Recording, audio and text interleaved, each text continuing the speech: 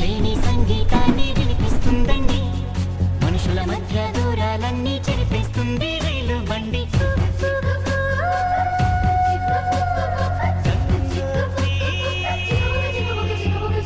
ఎండల్లో నా మంటతో ఉన్న నీడను మనకిచ్చి, వానల్లో నా తానే తడిసి గొడుగుతుందండి.